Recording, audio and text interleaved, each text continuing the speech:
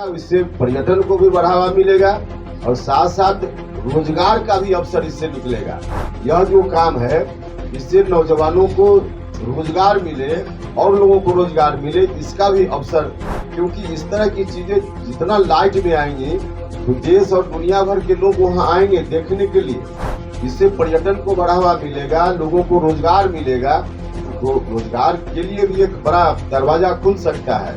दोस्तों नमस्कार, बहुत स्वागत है आपका चौकस भारत में। मैं आपका दोस्त प्रचंड। देश के पर्यटक स्थलों में शुमार राज्य का यानी बिहार का एक पर्यटक स्थल है कुम्हरार। और कुम्हरार की जो स्थिति बदली है 2004 के बाद, वो काबिले गौर है। निश्चित तौर पर केंद्रीय जो मंत्रालय है, संस्कृति मंत्रालय है, उनकी नज़रें इनायत हुई है उस ओर, लेकिन उसके बाद ना तो इसकी खुदाई हुई और ना ही इस पर कोई संज्ञान लिया गया। इस बाबत आरएलजेडी के जो राष्ट्रीय अध्यक्ष हैं उपेंद्र कुशवाहा कई बार इस मुद्दे को उठाते नजर आए हैं। आज इसी बाबत उन्होंने संवाददाता सम्मेलन भी किया और इसमें उन्होंने संबोधन भी किया कुम्हरार को लेकर। चलिए देखते हैं और सुनते भी हैं कि उपेंद्र कुशवाहा अपने राज्य के इस बड़े पर्यटक स्थल के ऊपर क्या बोलते हैं। वहाँ मौर्य कालीन सम्राट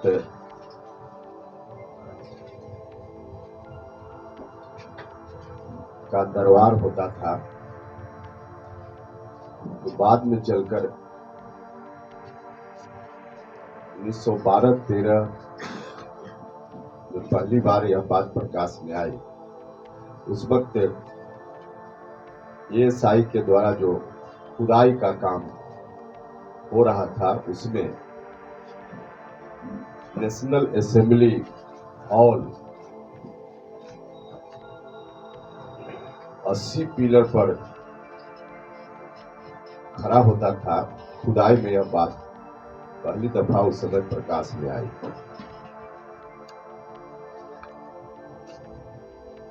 लेकिन बाद में चलकर 2004 में, बीच के दिनों में तो कुछ होते रहा, लेकिन 2004 में उसकी खुदाई पूरे तौर पे रोक दी गई। आर्कियोलॉजिकल सर्वे ऑफ इंडिया के द्वारा खुदाई का काम हुआ था, जिसमें बहुत सारी बातों की जानकारी हुई थी, लेकिन 2004 में उसको रोक दिया गया, क्योंकि वहां जन जमाव की समस्या लगातार दिख रही थी, जैसा कि एएसआई का कहना है। इसके चलते आगे खुदाई का काम नहीं हुआ और ज्यों का त्यों उस समय से आज तक ये स्थिति बनी हुई है। अभी भारत सरकार के संस्कृति मंत्रालय ने इस पर ध्यान दिया है और उनका जो नेशनल मॉन्यूमेंट अथॉरिटी है, उस अथॉरिटी ने एक ड्राफ्ट हेरिटेज बायलॉ जारी किया है, दस्तावेज जारी किया है, और उस दस्तावेज में बहुत प्रमुखता से यह बात आई है। और इस विषय पर कुम्हरार पर इस तरह का ड्राफ्ट जारी करना नेशनल मॉन्यूमेंट अथॉरिटी के द्वारा यह बहुत ही प्रशंसनीय काम है। भारत सरकार के संस्कृति मंत्रालय का हम हृदय से धन्यवाद करते हैं। हम न सिर्फ बिहार वासी बल्कि हिंदुस्तान वासियों का सर ऊंचा होता है जब मौर्य काल का इतिहास हम याद करते हैं। पूरी दुनिया से उसकी तुलना होती है और अपने देश में जो शासन रहा है, सब में स्वर्णिम काल वही था। उस काल को याद करके, और खासकर हम पटना वासी लोग हैं, हमारा मस्तक तो और ऊंचा होता है, बिहार के लोगों का मस्तक और ऊंचा होता है अपने इस गरिमापूर्ण इतिहास को याद करते हुए। और पूरी दुनिया में हमको इस कारण से भी प्रतिष्ठा मिलती है। तो यह जो हमारा इतिहास है, इस इतिहास को और भी लोगों के सामने लाने की जरूरत है। और इसके लिए आगे फिर से खुदाई का काम शुरू हो सके, इसकी आवश्यकता है। अब 2004 में इसको रोक दिया गया और आर्कियोलॉजिकल सर्वे ऑफ इंडिया ने जो कुछ भी कहा हो किया हो, लेकिन राज्य की सरकार का ध्यान इस पर जरूर होना चाहिए था, इनकी ओर से प्रयास होना चाहिए था, क्योंकि हम बिहार वासियों से जुड़ा हुआ यह मामला सीधा है।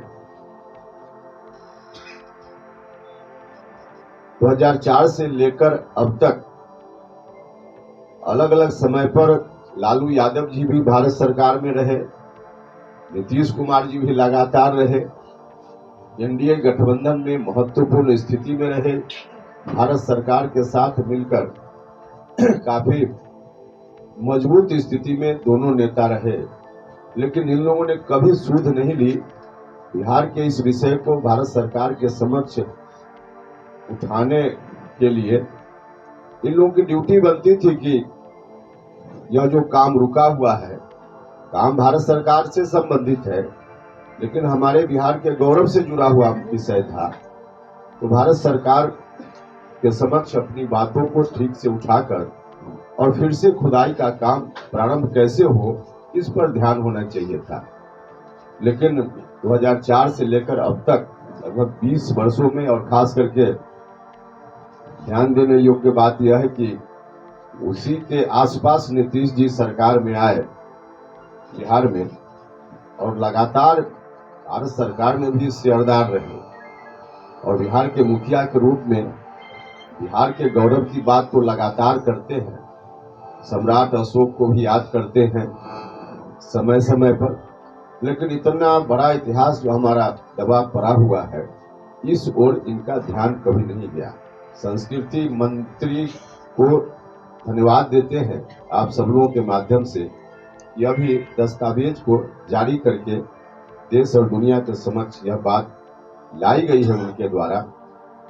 उनको ही हमने पत्र लिखा है, जिस पत्र की कॉपी आप सब लोगों के हाथ में है, उनको पत्र लिखकर हमने धन्यवाद दिया है कि आपने यह तो बहुत ही अच्छा काम किया, प्रशंसनीय काम किया, लेकिन आवश्यकता इसकी यह है कि इसकी खुदाई फिर से प्रारंभ हो, और जो कुछ भी वहां दबा पड़ा है वह देश दुनिया के सामने आवे।